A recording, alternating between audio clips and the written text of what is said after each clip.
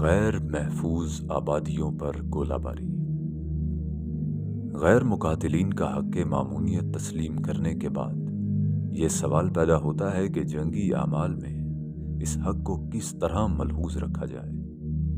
اس مسئلے میں جنگی اور قانونی گروہوں کے درمیان بہت بڑا اختلاف ہے، اور اب خود قانونی گروہ کی رائے بھی جنگی گروہ کی رائے سے مغلوب ہوتی جا رہی ہے۔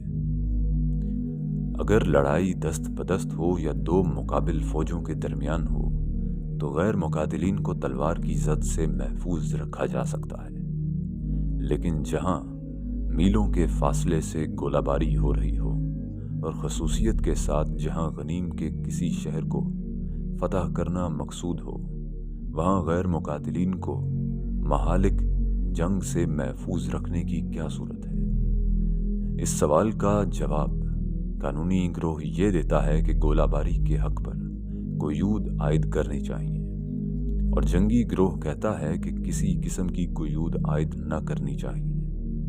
19ویں صدی کے وسط میں ان کی حفاظت کا یہ طریقہ وضع کیا گیا تھا کہ گولہ باری سے قبل غیر مقاتلین کو مہلت دینی چاہیے کہ وہ شہر چھوڑ کر چلے جائیں۔ 1870 کی جنگ میں جرمنی نے ایک دو مقامات پر اس تجویز کی تعمیل بھی کی، مگر بعد میں فوجی گروہ نے بالاتفاق فیصلہ کیا کہ اس قسم کی مہلت دینا جنگی مصالح کے بالکل خلاف ہے۔ چنانچہ جب جرمن فوجوں نے پیرس پر گولہ باری شروع کی تو غیر مقاتلین کو نکلنے کی اجازت نہیں دی، بلکہ باللفاظ صریح یہ کہہ دیا کہ اس موقع پر شہر میں غیر مقاتلین کا موجود رہنا ہی مطلوب ہے، تاکہ غنیم فاقے کی مصیبت میں مبتلا ہو کر شہر کو ہمارے حوالے کر دے۔ اس کے تھوڑے عرصے بعد امیر البحر آؤبے کا وہ مشہور مضمون شائع ہوا جس نے فوجی گروہ میں بڑی مقبولیت حاصل کی۔ اس نے جنگ میں غنیم کے وسائل ثروت کو برباد کرنے کی ضرورت پر بہت زور دیا، اور یہاں تک لکھ دیا کہ آئندہ جنگ میں ہمیں توقع رکھنی چاہیے کہ مسلح بیڑے اپنی قوت ضرب و تخریب کا رخ ساحلی شہروں کی طرف پھیر دیں گے، خواہ وہ شہر کلا بند ہوں یا نہ ہوں، خواہ وہ وسائل مدافعت رکھتے ہوں یا نہ رکھتے ہوں، وہ ان کو جلائیں گے، تباہ کریں گے، اور کم از کم اتنا تو ضرور کریں گے کہ پوری بے دردی سے ان سے فدیہ وصول کریں گے۔ اس کے چند سال بعد 1888 میں انگلستان کے بحری بیڑے کی مصنوعی جنگ ہوئی، جس میں من جملہ اور کارروائیوں کے ایک یہ بھی تھی کہ ساحلی آبادیوں پر حملے کیے گئے اور ان سے فدیہ وصول کیا گیا۔ اس پر پروفیسر ہالینڈ نے سخت اعتراض کیا، اور لنڈن ٹائمز میں مسلسل مضامین لکھے جن سے یہ سوال پھر چھڑ گیا کہ آیا شہری آبادیوں پر گولہ باری کرنی جائز ہے یا نہیں۔ قانونی گروہ کی رائے یہ تھی کہ یہ فعل ناجائز ہے، مگر امارت بحریہ کے اعلیٰ افسروں نے اس کو بالکل جائز قرار دیا، اور 1889 میں امراء البحر کی ایک کمیٹی نے بالاتفاق اس کے حق میں رپورٹ کی۔ 1899 میں پہلی ہیگ کانفرنس منعقد ہوئی تو یہ مسئلہ اثر نو پیش ہوا۔ اس وقت کانفرنس پر قانونی گروہ کا غلبہ تھا، اور جنگی گروہ بھی سلطنتوں کے سیاسی مصالح کا لحاظ کر کے خاموش ہو گیا تھا۔ اس لیے بری جنگ کے ضوابط میں گولہ باری کے حق پر قیود عائد کی گئیں، اور 1907 کی کانفرنس میں بحری جنگ پر بھی ان قیود کو وسیع کر دیا گیا۔ یہ قیود حسب ذیل ہیں۔ ایسے شہروں، قریوں، بستیوں اور عمارتوں پر گولہ باری کرنا یا کسی دوسرے ذریعے سے حملہ کرنا ممنوع ہے جو غیر محفوظ ہوں۔ ایک حملہ آور فوج کے امیر پر لازم ہے کہ گولہ باری شروع کرتے وقت محصور آبادی کے حکام کو متنبہ کر دے، اور اس کے لیے وہ تمام ذرائع استعمال کرے جو اس کے اختیار میں ہوں، الا اس صورت میں کہ اچانک حملہ ناگزیر ہو۔ دفعہ 26۔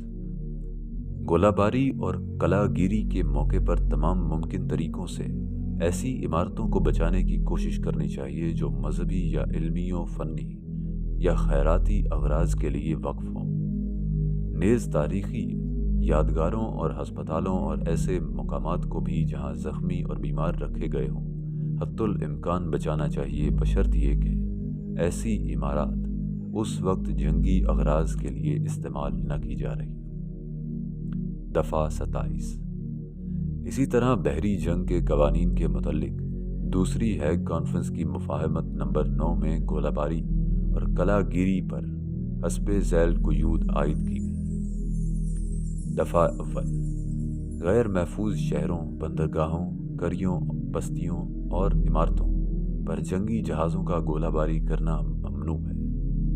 किसी बंदरगाह पर सिर्फ उस वजह से गोलाबारी नहीं की जा सकती कि उसके पास खुद तसादुम से फटने वाली तहतुल बहर सुरंगें लंगर अंदाज हैं। दफ़ा 2, फ़ौजी कारखाने, फ़ौजी या बहरी महकमे, असलहा खाने, सामाने जंग के गोदाम, ऐसे कारखाने या इंजन जो गनीम की फ़ौज या बेड़े के काम आ सकते हैं, और बंदरगाह में ठहरे हुए जंगी जहाज़ इस ममानियत में दाखिल नहीं है। बहरी कुव्वत का कमांडर इब्तदा नोटिस देने और काफ़ी अरसा इंतज़ार करने के बाद उनको बर्बाद कर सकता है। अगर दुश्मन खुद इनको बर्बाद ना कर दे, ऐसे हालात में अगर कुछ नागुज़ीर नुकसान पहुँचे तो वो उसका ज़िम्मेदार नहीं है। अगर जंगी असबाब की बिना पर फौरी कार्रवाई ज़रूरी हो और दुश्मन को कोई मोहलत ना दी जा सकती हो, तो शहर के गैर महफूज हिस्से की हुर्मत मलहूज रखनी चाहिए और कमांडर को कोशिश करनी चाहिए कि शहर को कम से कम मुमकिन नुकसान पहुँचे। दफ़ा 100, अगर मकामी हुक्काम किसी बहरी कुव्वत के बाकायदा मुतालबे के बावजूद उसके लिए ज़रूरी सामाने रसदो मायहताज मुहैया न करें, तो उनको मुनासिब मोहलत देने के बाद गैर महफूज बंदरगाह, शहर, गांव, बस्ती या इमारत पर गोलाबारी की जा सकती है। दफ़ा 4, माली नजराना अदा न करने की पादाश में किसी गैर महफूज मकाम पर गोलाबारी नहीं की जा सकती। दफ़ा 5, जब कोई बहरी कुव्वत किसी शहर पर गोलाबारी शुरू करे तो उसके कमांडर को पूरी कोशिश करनी चाहिए कि जहाँ तक मुमकिन हो मुक़द्दस इमारात और इमारत मौकूफ़ा, बराए उलूम फ़नून अमूर खैरिया और तारीख़ी यादगारों और हस्पतालों और उन मकामात को जहाँ ज़ख्मी और बीमार रखे जाते हों ज़रर न पहुँचे, बशर्ते कि उन्हें जंगी अगराज के लिए इस्तेमाल न किया जा रहा हो। इस शहर के बाशिंदों को चाहिए कि इस किस्म की इमारात को ऐसी मरई अलामात से मुमताज़ करें जो बड़े बड़े मुस्ततील अज़ला पर मुश्तमिल हों और जिनमें बशक्ले वतर 2 रंग के मुसल्लस बनाए जाएं, ऊपर का मुसल्लस स्याह और नीचे का सफ़ेद। दफ़ा 6, अगर फ़ौजी हालात इजाज़त दें तो गोलाबारी करने से कबल हमला आवर कुव्वत के कमांडर को चाहिए कि मकामी हुकाम को मुतनब्बे करने की पूरी कोशिश करे। ये कयूद फ़ी नफ्स ही निहायत नाकिस है। इनका सबसे पहला नक्स ये है कि इनमें गैर महफूज मकाम की कोई तारीफ़ व तहदीद नहीं की गई। इनसे बिल्कुल नहीं मालूम होता कि एक मकाम किन अलामात से महफूज करार दिया जाएगा और किन चीज़ों के मौजूद ना होने के बायस वो गैर महफूज समझा जाएगा।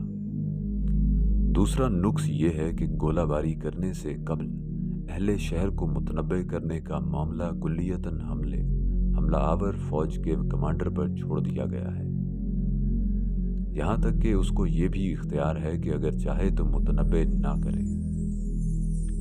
तीसरा नक्स ये है कि एक तरफ मुक़द्दस इमारात और इल्मी इदारात और तारीख़ी यादगारों और हस्पतालों की हुर्मत की ताकीद की गई है और दूसरी तरफ ये शर्त भी लगा दी गई है कि ये इमारतें जंगी अगराज के लिए इस्तेमाल ना की जा रही हों। इससे फ़ायदा उठाकर एक हमलावर फ़ौज या बेड़े का कमांडर हर वक्त ये बहाना कर सकता है कि उसके इल्म में वो इमारात जंगी अगराज के लिए इस्तेमाल की जा रही थी, लिहाजा वो उन पर गोलाबारी करने का मजाज था।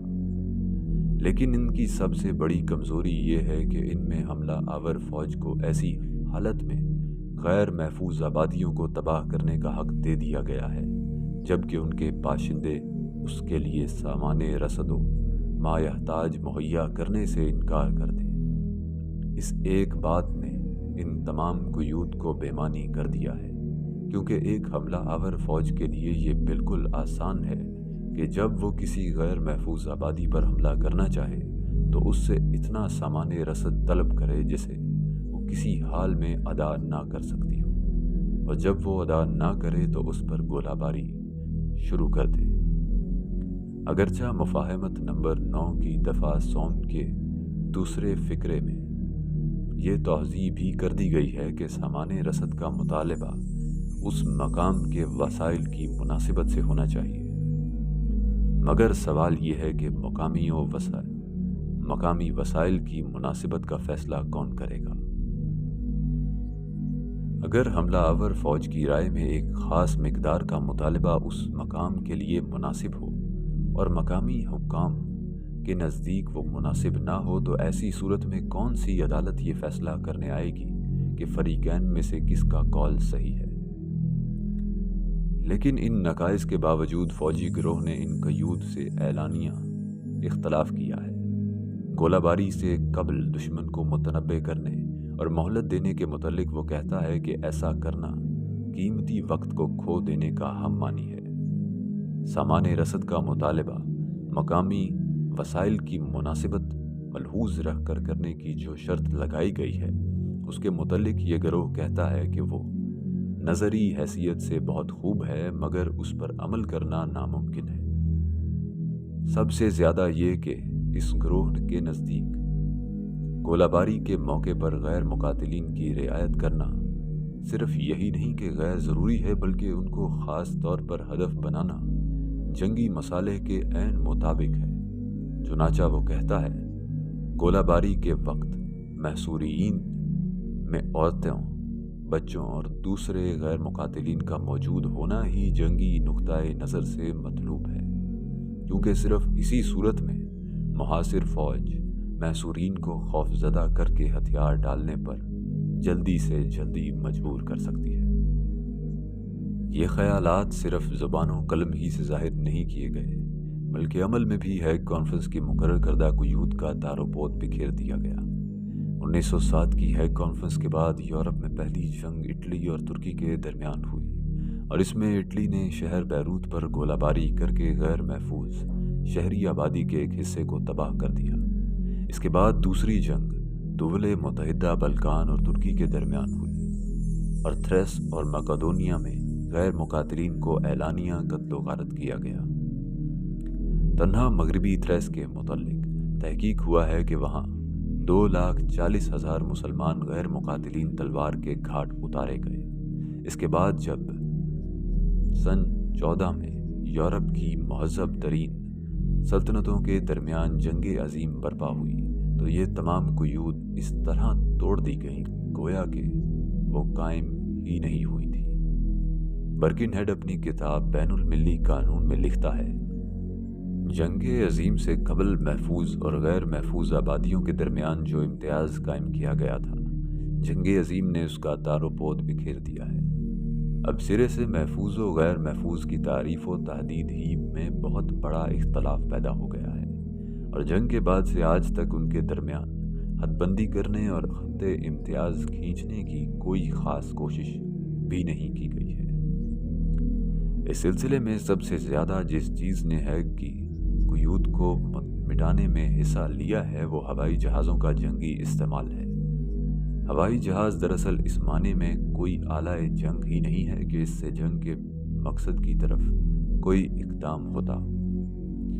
جنگ کا اصلی مقصد غنیم کی فوجی طاقت کو توڑنا اور غنیم کے زیادہ سے زیادہ علاقے پر قبضہ کر لینا ہے، لیکن ہوائی جہاز یہ دونوں کام نہیں کر سکتا۔ البتہ وہ صرف اتنا کر سکتا ہے کہ فضائے آسمانی سے عام آبادیوں پر بلا امتیاز گولے برسائے، عورتوں، بچوں، بیماروں اور زخمیوں سمیت سب کو برباد کر دے، شہروں اور قصبوں کو بم برسا کر تہس نہس کرے، دشمن قوم کے عوام کو اس حد تک خوف زدہ اور پریشان کر دے کہ وہ جنگ سے جی چرانے لگے اور اس طرح اپنے دشمن کی اخلاقی قوت توڑ دے۔ جنگ عظیم سے قبل قانونی گروہ اس طریقے جنگ کو حرام و ناجائز سمجھتا تھا، مگر جنگ عظیم میں جب یہ ایک عام اور معمول بطریق जंग बन गया तो खुद कानूनी ग्रोह के नुक्ताए नज़र में भी तगय्युर वाक़ हो गया और वो इसको एक नागुज़ीर तरीका समझने लगा। चुनाचा एल्तर बाशर लिखता है, जंगी कार्रवाई की बहुत सी इक़साम ऐसी हैं जो सिर्फ इस बिना पर जायज़ हैं कि उनका मुद्दा गनीम की क़ुव्वत जंग की मानवीय बुनियाद को परागंदा करना होता है। गैर महफूज साहिली शहरों पर गोलाबारी भी इस किस्म की जायज़ कार्रवाइयों में से है, क्योंकि इससे गनीम की मुआशी ज़िंदगी परागंदा हो जाती है और इसके अलावा दुश्मन की रियाया में एक ख़ास किस्म की खौफजदगी पैदा हो जाती है। इसी दलील की बिना पर हवाई जहाज़ों से बम गिराने पर भी कोई पाबंदी आयद न होनी चाहिए। इन हमलों के मसले में मुस्तहकम या महफूज मकामात के दरमियान कोई इम्तियाज़ कायम करना बेसूद है, क्योंकि अक्सर हालात में किसी मकाम पर बम इसलिए नहीं गिराए जाते कि उसे फतह किया जाए, बल्कि उनसे महज दुश्मन की मुआशी ज़िंदगी को परागंदा करना और दुश्मन कौम में हिरास और जंग से बेजारी पैदा करना मकसूद होता है, और ये मकसद उन्हीं गोलों से हासिल होता है जो गैर मुस्तहकम मकामात पर गिराए जाते हैं। जंग अज़ीम के बाद ख़ास तौर पर हवाई जहाज़ों की गोलाबारी के लिए हदूद मुकर्रर करने का सवाल पैदा हुआ और यूरोप और अमेरिका की राय आम ने ज़ोर दिया कि उसके लिए कवायद व ज़वाबित मुकर्रर किए जाएं। 1922 में वाशिंगटन कॉन्फ्रेंस ने इस गर्ज के लिए एक कमीशन मुकर्रर किया जिसमें बरतानिया, फ्रांस, इटली, हॉलैंड, जापान और अमेरिका के नुमाइंदे शामिल थे। उन्होंने बहुत कुछ गौर व खौज के बाद 1923 में चंद सिफारिशात पेश की, जिनका खुलासा ये है। नंबर 1, हवाई जहाज़ों से गोलाबारी करना सिर्फ इस सूरत में जायज़ है कि उनके हदफ फ़ौजी मकामात हों। फ़ौजी मकामात से मुराद है छावनियाँ, जंगी कारखाने, जंगी गोदाम, जंगी महकमे और अमले, आलात व असबाब जंग बनाने वाले कारखाने, खतूत व ज़राए हमल व नकल जो जंगी अगराज के लिए मुस्तामिल हों। नंबर 2, उन फ़ौजी मकामात पर भी ऐसी हालत में गोलाबारी नहीं करनी चाहिए जबकि वो ऐसी जाए वकू में हों जहां शहरी आबादी को नुकसान पहुंचाए बगैर उन पर ज़रब ना लगाई जा सकती हो।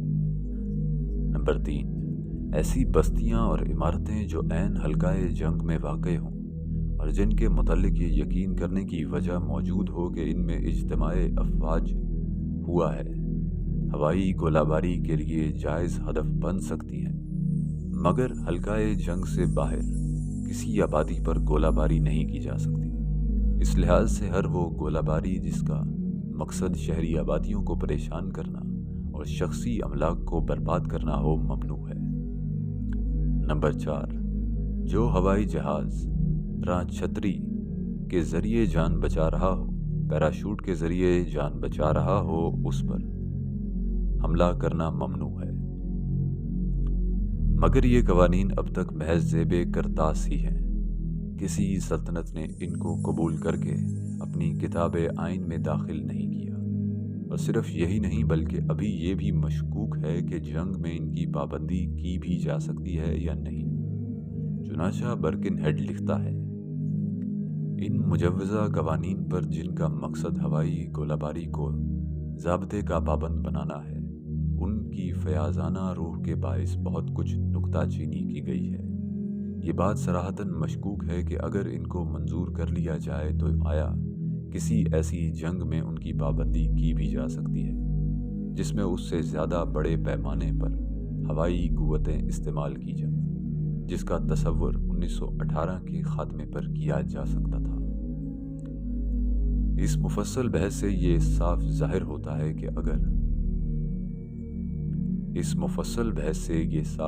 होता है कि मगरबी कानून जंग में महफूज व गैर महफूज आबादियों का जो इम्तियाज़ कायम किया गया है और गैर महफूज आबादियों के लिए जो हकूक़ मुकर्रर किए गए हैं वो महज एक फ़रेब नज़र है, और अमलन मगरबी कानून अपने दामन में इस एक नज़रिए से ज़्यादा कोई सरमाया नहीं रखता कि गैर मुकातिलीन की जान व माल काबिल रियायत है। रहा उसका वाकई लिहाज तो वो आज उसी कदर मफकूद है जिस कदर ग्रोटियोस के ज़माने में था। नंबर 4, अनवतन फतह होने वाले शहरों का हुक्म। गैर मुकातिलीन के हकूक़ की बहस में एक दूसरा अहम सवाल यह है कि जब कोई शहर पूरी तरह मुकाबला करने के बाद बज़ौर शमशीर फतह हो तो उसके बाशिंदों के साथ क्या सलूक किया जाएगा। कदीम ज़माने में एक फ़ौज का ये कुदरती हक था कि जिस शहर को वो उनवतन फतह करे उसके बाशिंदों को तहे तेग कर दे। यूरोप में भी ज़माना करीब तक ये दस्तूर मौजूद था। स्पेन के ख़िलाफ़ मुत्तहिद नीदरलैंड्स की बगावत और उसके बाद पेश आने वाली मजहबी लड़ाइयों में फ़रीक़ैन नहायत आज़ादी से एक दूसरे के शहरों में घुसकर कत्लेआम करते थे। अगरचा जंगे सीसाला के बाद इस फेल को यूरोप के ज़मीर ने जुल्म से ताबीर करना शुरू कर दिया था, लेकिन 19वीं सदी के वस्त तक वो ममनून न था। चुनाचा ड्यूक ऑफ वेलिंगटन की राय में किसी शहर के मुहाफ़िज़ीन अगर अनवतन मगलूब हों तो उन्हें अमान का हक न था। जंग जज़ीरा नुमा में फ्रांस ने मुतअद्दिद मर्तबा महसूर शहर के लोगों को धमकी दी कि अगर उन्होंने मुज़ाहमत जारी रखी तो उनका कत्लेआम किया जाएगा। चुनाचा क्योडोर रोड्रिगो और बेडाजोस और सैन सेबेस्टियन की फतह के बाद फिलवाके फ्रांसीसी फ़ौजों ने कत्लो गारत का बाजार गर्म किया। 1790 की जंग तुर्किया और रूस में जब रूसी फ़ौजें इस्माइल में दाखिल हुईं तो उन्होंने भी मुकातिलीन और गैर मुकातिलीन सबको तलवार के घाट उतारा। 1837 में जब फ्रांस ने अलजायर का दारुल हुकूमत कुस्तुनतुनिया फतह किया तो 3 दिन तक उसकी फ़ौजें कत्लो गारत में मशगूल रही। 1857 में जब अंग्रेज़ी फ़ौजों ने दिल्ली फतह की तो आज़ादी के साथ शहर में कत्ले आम किया और मफतूह शाही ख़ानदान के अफराद का भी एहतराम मलहूज़ न रखा। इस ज़माने तक यूरोप में कोई ऐसा कानून नहीं था जिसमें इस फेल को ममनू करार दिया गया हो। 1847 की ब्रसेल्स कॉन्फ्रेंस ने बेशक ये करार दिया था कि किसी शहर को फतह करने के बाद फ़ौजों को लूटमार के लिए आज़ाद नहीं छोड़ना चाहिए, मगर जैसा कि मालूम है इस कॉन्फ्रेंस के मुकर्रर करदा कवानीन की किसी सल्तनत ने तौसीक नहीं की, इसलिए उसको दौले यूरोप की किताब आइन में दाखिल होने का शरफ हासिल ही नहीं हुआ।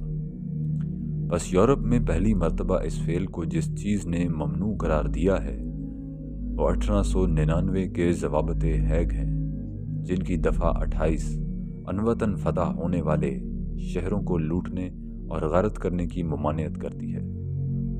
अगरचा अमलन अब भी ये तरीका बंद नहीं हुआ है। 1919 और 1920 में यूरोप की महज़ब तरीन सल्तनतों के ज़ेर सरपरस्ती यूनानी फ़ौजों ने इज़मीर और थ्रेस में दाखिल होकर गैर मुकातिलीन शहरी आबादियों के साथ जो कुछ सलूक किया वो साबित करता है कि 20वीं सदी के अहद तहज़ीब में भी वह अहद वहशत की ये यादगार अभी तक बाकी है। ताहम जहाँ तक नज़री हैसियत का ताल्लुक़ है, यूरोप को आज से सिर्फ 30 साल कबल फातिहाना दाखिले का वो महज़ब तरीका जानने की तौफ़ीक नसीब हुई है जिसे आज से 1340 साल कबल रसूल अरबी सल्लल्लाहु अलैहि वसल्लम ने फ़तह मक्का के मौके पर पेश किया और मुसलमानों ने खुलफ़ाए राशिदीन रज़ी अल्लाह ताला अन्हुम अजमाइन के ज़माने में ईरान, इराक़, शाम, मिस्र और अफ्रीका के सैकड़ों शहरों की फ़तह के मौके पर बरत कर दिखा दिया। नंबर 5, इह्तिलाल और इसके कवानीन। इह्तिलाल ऑक्यूपेशन एक जदीद इस्तिलाह है और इसका तख़य्युल भी जदीद है। अहद कदीम में तो जब एक सल्तनत किसी मुल्क पर काबिज़ हो जाती थी तो वो मुल्क उसकी जायज़ मिल्क हो जाता था। इस्लामी कानून में भी किसी मुल्क का मफतूह हो जाना ये मानी रखता था कि वो दारुल इस्लाम बन गया और उसकी रियाया को ज़िम्मियों के हकूक़ हासिल हो गए। लेकिन जदीद बैनुल मिली कानून की रूह से एक मुल्क का गनीम के तसर्रुफ़ में आ जाना ये मानी नहीं रखता कि वो बाज़ाब्ता उसकी सियादत में आ गया। बल्कि जिस वक्त तक हुकूमत साबिका से बाकायदा सुलह नामा होकर उसके हकूक़ मिल्कियत फातह को मुंतकिल ना हो जाएं, उस वक्त तक वो सिर्फ उसके इंतज़ाम में रहता है। इसको इस्तिलाह में इह्तिलाल से ताबीर किया जाता है। इस इह्तिलाल के तहत जो इलाका वाक़ होता है उसके बाशिंदे ना तो अमलन अपनी साबिका हुकूमत की रइयत होते हैं, ना उसूलन अपनी मौजूदा हुकूमत ही की रियाया बनते हैं, बल्कि वो एक गैर कानूनी फ़ौजी हुकूमत के तहत मगलूब व मकहूर कौम की हैसियत से ज़िंदगी बसर करते हैं। 1899 और 1907 के ज़वाबित हैग ने इस मकहूरियत की हुदूद मुकर्रर करने की कोई कोशिश नहीं की है और ना ये तय किया है कि हुकूमत मुख्तला अपने हाकिमाना इख्तियारात किस हद तक उन पर हावी कर सकती है और किस हद तक नहीं कर सकती। अलबत्ता चंद कवानीन मुकर्रर कर दिए गए हैं जिनसे मालूम होता है कि इलाकाए मुख्तला में हुकूमत और बाशिंदों के हुकूक व फ़राइज़ क्या हैं। ज़ैल में हम उन कवानीन को नकल करते हैं। नंबर 1, जबकि लश्कर एहतिलाल के हाथ में हुकूमत के इख्तियारात बाकायदा मुंतकिल हो जाएं तो वो अपने तमाम मुमकिन वसाइल से अमन आम को महफूज रखने और कायम करने की कोशिश करेगा और हद्दुल इम्कान उन कवानीन को मलहूज रखेगा जो उस मुल्क में पहले से नाफिज हो। ये दफ़ा हुकूमत एहतिलाल के लिए सिर्फ एक आम पॉलिसी वज़ा करती है और दरअसल एक बेमानी दफ़ा है।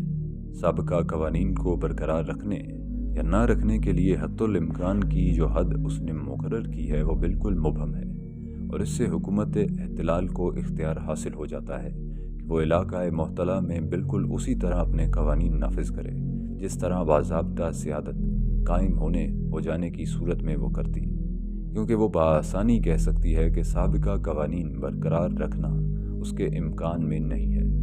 लिहाजा इस दफ़ा से एहतिलाल और बाज़ाब्ता सियादत में बहुत कम फ़र्क बाकी रह जाता है। नंबर 2, एक मुहारिब फरीक के लिए ममनू है कि अपने ज़ेरे एहतिलाल इलाके के बाशिंदों को दूसरे फरीक की फ़ौज या उसके ज़राए व वसाइल के मुतल्लिक मालूमात बहम पहुँचाने पर मजबूर करे। इस दफ़ा को जर्मनी, जापान, रूस और ऑस्ट्रिया या हंगरी ने उसी वक्त मुस्तरद कर दिया था। फ़ौजी गिरोह को उस पर सख्त एतराज़ है क्योंकि वो जंगी मसालेह के लिए अपने वसाइल मालूमात पर किसी किस्म की पाबंदी कबूल करने के लिए तैयार नहीं है। जर्मनी की किताब जंग में उस पर जो तनकीद की गई है उसके अल्फाज ये हैं: एक मुल्क के बाशिंदों को खुद अपनी कौमी फ़ौज, उसकी जंगी हरकात, उसके वसाइल और उसके फ़ौजी असरार के मुतल्लिक मालूमात बहम पहुँचाने पर मजबूर करना यकीनन एक नहायत सख्त कार्रवाई है। इस किस्म की कार्रवाई को तमाम कौमों के मुसन्निफीन की एक बड़ी अक्सरियत काबिल मलामत करार देती है, लेकिन इसके बावजूद कोई जंगी कायद हमेशा इससे एतराज़ करने का एहतमाम नहीं कर सकता। बेशक वो जब कभी उस पर अमल करेगा अफसोस ही के साथ करेगा, मगर जंग की दलील बसा औकात इसको इस ज़रिए से इस्तिफ़ादा करने पर मजबूर कर देगी। आगे चलकर फिर लिखा है, एक शख्स को खुद अपने मुल्क की ज़रर रसानी और खुद अपनी कौमी फ़ौज की शिकस्त में आसानी पैदा करने पर मजबूर करना इंसानी हिस्सियात के लिए ख्वाह कितना ही तकलीफ़ दे हो, मगर कोई मुहारिब फ़ौज जो गनीम के मुल्क में पड़ी हुई हो उस ज़रिया मालूमात से इज्तनाब नहीं कर सकती। ये ख़यालात सिर्फ जर्मन महकमा जंग ही के नहीं हैं, बल्कि तमाम यूरोप का फ़ौजी गिरोह यही राय रखता है। जहाँ तक हमें मालूम है आज तक किसी जंग में ज़वाबित हैग की दफ़ा 44 पर अमल दरामद नहीं किया गया। नंबर 3, एक मुहारिब सल्तनत के लिए ममनू है कि वो अपने दुश्मन की रियाया को खुद उसकी अपनी कौम के ख़िलाफ़ जंगी अमाल में हिस्सा लेने पर मजबूर करे, ख्वाह वो जंग से कबल उसके मुलाजिम ही क्यों न रह चुके हों। प्रोफेसर मॉर्गन के बकौल ये दफ़ा सिर्फ एक उमूमी बयान उसूल ही की हैसियत रखती है और जुज़ियात और तफसीलात में हुकूमतों को खुद ये फ़ैसला करने का इख्तियार देती है कि जिस तरह चाहें अपनी पॉलिसी वज़ा करें। और ये ज़ाहिर है कि जहाँ हुकूमतों को याद दरअसल उनकी فوجوں کو آزادی عمل دے دی جائے وہاں اس قسم کا عمومی بیان اصول بالکل بیکار ثابت ہوتا ہے۔ فوجیں تو وہی عمل کرتی ہیں جو جنگی ضروریات کے لحاظ سے وہ اپنے لیے ضروری سمجھتی ہیں۔ چنانچہ جنگ عظیم میں آزادی عمل سے پورا فائدہ اٹھایا گیا اور محارب سلطنتوں نے ایک دوسرے کی رعایا کو صرف خطوط مواصلات ہی میں کام کرنے پر مجبور نہیں کیا بلکہ خندقیں کھودنے اور فوجوں کے عقب میں استحکامات تیار کرنے کا کام بھی زبردستی ان سے لیا۔ نمبر 4، علاقہ محتلہ کے باشندوں کو دشمن سلطنت کی وفاداری کا حلف اٹھانے پر مجبور کرنا ممنوع ہے۔ نمبر 5، خاندانی اعزاز اور حقوق اور جان و مال اور مذہبی عقائد کا احترام ملحوظ رکھنا لازمی ہے اور شخصی املاک کو ضبط کرنا ممنوع ہے۔ نمبر 6، غارت گری حسب ضابطہ ممنوع ہے۔ یہ تینوں دفعات ایک عمومی بیان اصول کی حیثیت رکھتی ہیں اور در حقیقت ان کی کوئی تشریعی قیمت نہیں ہے۔ نمبر 7، اگر علاقہ محتلہ میں حکومت احتلال وہ محصولات و واجبات اور محاصل راہداری وصول کرے جو حکومت کے نفع کے لیے عائد کیے جاتے ہیں تو اس کو حتی الامکان وہاں کے رائج الوقت قواعد تشخیص اور شرح کے مطابق ایسا کرنا چاہیے۔ نیز علاقہ محتلہ کے نظام حکومت کا خرچ اسی پیمانے پر ادا کرنا اس کا فرض ہے جو وہاں کی جائز حکومت ادا کرتی تھی۔ نمبر 8، اگر ان محصولات کے علاوہ حکومت احتلال علاقہ محتلہ کے باشندوں پر کچھ اور مالی نذرانوں کا بوجھ ڈالے تو یہ صرف فوج یا اس علاقے کے نظم و نسق کے لیے ہونا چاہیے۔ نمبر 9، کسی نذرانہ کنٹریبیوشن کی تحصیل ایک تحریری حکم کے بغیر نہیں کی جا سکتی جو ایک کمانڈر ان چیف کی ذمہ داری پر جاری کیا گیا ہو۔ اس قسم کے نذرانے صرف اس طور پر وصول کیے جا سکتے ہیں کہ وہ اس ملک کے قواعد تشخیص و شرح محصولات کے مطابق ہوں۔ ہر ایسے نذرانے کے لیے ایک باقاعدہ رسید دی جانی چاہیے۔ نمبر 10، میونسپلٹیوں اور عام باشندوں سے عملی خدمات یا اجناس کی شکل میں رسد ریکوزیشنز طلب نہیں کی جا سکتی سوائے اس کے کہ فوج احتلال کے لیے اس کی ضرورت ہو۔ یہ مطالبہ ملک کے وسائل کی نسبت سے متناسب ہونا چاہیے اور وہ اس نوع کا نہ ہونا چاہیے کہ اس کو پورا کرنا اس ملک کے باشندوں کے خود اپنے وطن کے خلاف جنگ میں حصہ لینے کا ہم مانی ہو۔ جہاں تک ممکن ہو ایسے نذرانوں کی نقد قیمت ادا کرنی چاہیے اور اگر یہ ممکن نہ ہو تو ایک رسید دینی چاہیے اور بعد میں جس قدر جلد ممکن ہو یہ رقم ادا کر دینی چاہیے۔ نمبر 11، ایک فوج احتلال صرف ان املاک پر قبضہ کر سکتی ہے جو دشمن سلطنت سے تعلق رکھتی ہوں اور جنگی اغراض کے لیے استعمال کی جا سکتی ہوں، البتہ تمام وہ آلات اور اسباب جو خشکی یا تری یا ہوا میں خبر رسانی یا نقل و حرکت کے لیے استعمال کیے جاتے ہوں اور تمام اسلحہ خانے اور سامان جنگ کے گودام خواہ وہ شخصی ملک ہی کیوں نہ ہوں بے تکلف ضبط کیے جا سکتے ہیں، مگر صلح ہونے کے بعد انہیں واپس کر دینا ضروری ہے۔ ان تمام دفعات میں حکومت احتلال کے حقوق قبضہ اور تصرف اور استعمال و انتفاع پر پابندیاں عائد کرنے کی کوشش کی گئی ہے اور علاقہ محتلہ کے باشندوں کو کاغذ پر بڑی حد تک فوجی دستبرد سے محفوظ کر دیا گیا ہے، لیکن فوجی گروہ بالاتفاق زمین پر ان ہدایات کی تعمیل کرنے سے صاف انکار کرتا ہے اور اپنی جنگی ضروریات کے مطابق مفتوح علاقے سے تمام ممکن فوائد حاصل کرنے پر مصر ہے۔ اس گروہ کے خیال کی ترجمانی جرمنی کی کتاب جنگ میں اس طرح کی گئی ہے: جنگی ضرورت کے موقع پر ہر قسم کی ضبطی، ہر قسم کا مستقل یا عارضی استحصال، ہر قسم کا استعمال، ہر قسم کی ضرر رسانی اور تخریب جائز ہے۔ ملک کے وسائل اور اس کی قوت برداشت کو ملحوظ رکھنے کا جو مشورہ ہے کہ ضوابط میں دیا گیا ہے اس کے جواب میں فوجی گروہ کہتا ہے یہ تناسب کا نظریہ بس نظریے کی حیثیت سے تو بہت خوب ہے مگر اس کو عمل میں لانا مشکل بلکہ محال ہے۔ اس معاملے میں کلاؤسویٹز کی رائے جنگی گروہ میں بہت مقبول ہے۔ وہ فوجیوں کی ضروریات کے لیے ہر ایسی چیز کو بے چون و چرا استعمال کرنا جائز رکھتا ہے جو مفتوح ملک میں ہاتھ آئے۔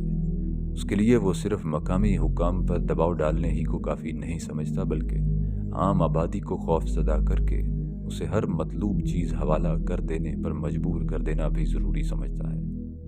وہ کہتا ہے، اس وسیلہ انتفاع کوئی حد نہیں ہے، اس وسیلہ انتفاع کی کوئی حد نہیں ہے سوائے اس کے کہ مفتوح ملک بالکل مفلس اور کلانچ ہو جائے اور اس میں ایک حبہ ادا کرنے کی بھی قوت نہ رہے۔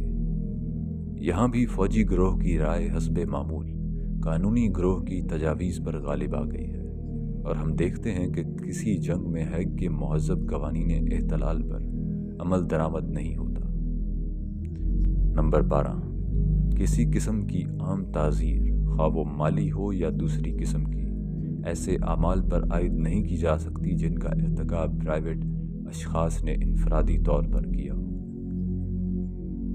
جنگ عظیم میں یہ قید بھی کالعدم ہو گئی، کیونکہ محاربین نے اپنے زیر تصرف اور احتلال علاقوں میں نہایت آزادی سے پوری آبادیوں پر تعزیری جرمانے عائد کیے، اور ایسے مواقع پر تو اس طریقے تنبیہ کو اکثر استعمال کیا گیا جبکہ خاص مجرم کا سراغ نہ مل سکا۔ نمبر 6، غارت گری اور تباہ کاری۔ 17ویں صدی تک یورپ میں عام دستور تھا کہ جب ایک فوج دشمن کے ملک میں پیش قدمی کرتی تھی تو ہر چیز کو تباہ کرتی چلی جاتی تھی۔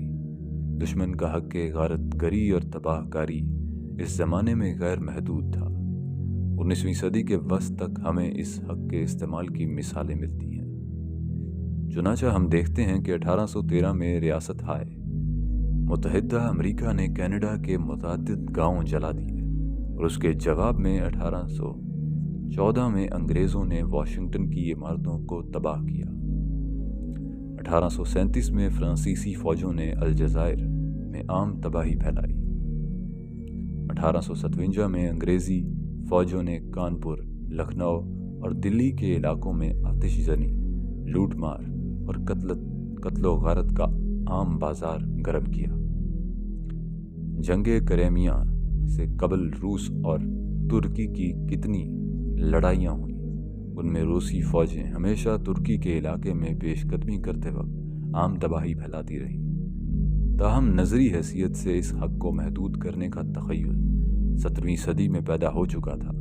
چنانچہ گروٹیوس نے یہ قاعدہ کلیہ وضع کیا تھا کہ صرف اس حد تک تباہ کاری جائز ہے جس سے ایک قلیل عرصے میں دشمن صلح کی درخواست کرنے پر مجبور ہو جائے۔ اس کے بعد 18ویں صدی میں ویٹل نے یہ قاعدہ کلیہ وضع کیا کہ دشمن کے ملک میں عام تخریب اور تباہ کاری 3 صورتوں میں جائز ہے۔ نمبر 1، جبکہ ایک ظالم اور وحشی دشمن کے وحشیانہ اعمال کا سلسلہ بند کرانا مقصود ہو۔ نمبر 2، جبکہ اپنے سرحدی خط کو محفوظ کرنے کے لیے ایک سد راہ بنانی مقصود ہو۔ نمبر 3، جبکہ ایک میدانی کارروائی یا محاصرے کے لیے اس کی ضرورت ہو۔ 19ویں صدی کے اواخر میں مغربی افکار نے تہذیب کی جانب کچھ اور ترقی کی، اور یہ عام اصول وضع کیا گیا کہ صرف اسی قدر تباہ کاری جائز ہے جس قدر جنگی ضروریات کے لحاظ سے ناگزیر ہو۔